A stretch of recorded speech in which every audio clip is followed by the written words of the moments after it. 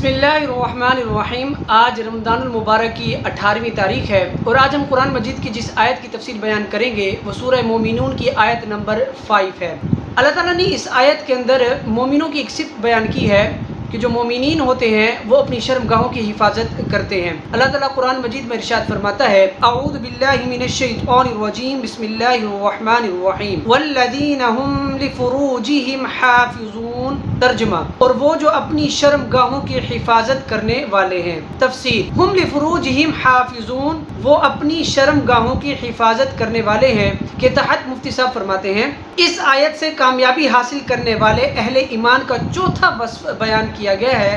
چنانچہ اس آیت اور اس کے بعد والی آیت کا خلاصہ یہ ہے کہ ایمان والے زنا اور زنا کے اسباب و لوازمات وغیرہ حرام کاموں سے اپنی شرمگاہوں کی حفاظت کرتے ہیں، البتہ اگر وہ اپنی بیویوں اور شرعی باندیوں کے ساتھ جائز طریقے سے صحبت کریں تو اس میں ان پر کوئی ملامت نہیں۔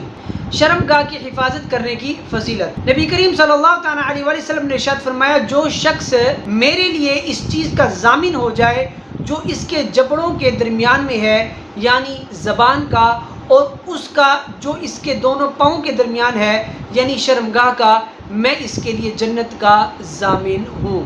شرمگاہ کی شہوت کا علمی اور عملی علاج، یاد رہے شرمگاہ کی شہوت کا پورا کرنا انسانی فطرت کا تقاضا ہے اور بے شمار فوائد حاصل ہونے کا ذریعہ ہے۔ اگر اس تقاضے کو شریعت کے بتائے ہوئے جائز طریقے سے پورا کیا جائے تو یہ دنیا میں بہت بڑی نعمت اور آخرت میں ثواب حاصل کرنے کا ایک ذریعہ ہے، اور اگر اسے ناجائز و حرام ذرائع سے پورا کیا جائے تو یہ دنیا میں بہت بڑی آفت اور قیامت کے دن جہنم کے دردناک عذاب میں مبتلا ہونے کا سبب ہے۔ لہٰذا جو شخص اپنی خواہش کی تکمیل چاہتا ہے تو اسے چاہیے کہ اگر کسی عورت سے شرعی نکاح کر سکتا ہے تو نکاح کر لے تاکہ اسے اپنے لیے جائز ذریعہ مل جائے، اور اگر وہ شرعی نکاح کرنے کی طاقت نہیں رکھتا پھر روزے رکھ کر اپنے نفس کو مغلوب کرنے کی کوشش کرے، اور اس کے ساتھ ساتھ ان تمام اسباب اور محرکات سے بچنے کی بھی بھرپور کوشش کرے جس کی وجہ سے نفس کی اس خواہش میں اضافہ ہوتا ہے۔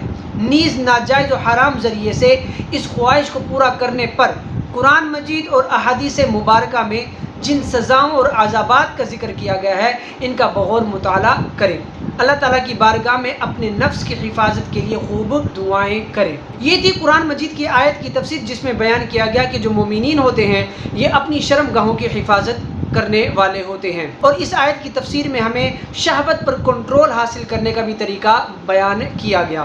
اب یہاں ایک فرمان مصطفیٰ صلی اللہ تعالیٰ علیہ وسلم بھی بیان کرتے ہیں۔ نبی کریم صلی اللہ تعالیٰ علیہ وسلم نے ارشاد فرمایا جو شخص میری قبر کی زیارت کرے اس کے لیے میری شفاعت واجب ہے۔ یاد رہے کہ حج کے لیے جانا اور سرکار اقدس صلی اللہ تعالیٰ علیہ وسلم کے روضہ انور کی زیارت نہ کرنا بدبختی کی علامت ہے۔ یہ تھا فرمان مصطفیٰ صلی اللہ تعالیٰ علیہ وسلم جس میں نبی کریم صلی اللہ تعالیٰ علیہ وسلم کی قبر انور کی زیارت کی فضیلت بیان کی گئی۔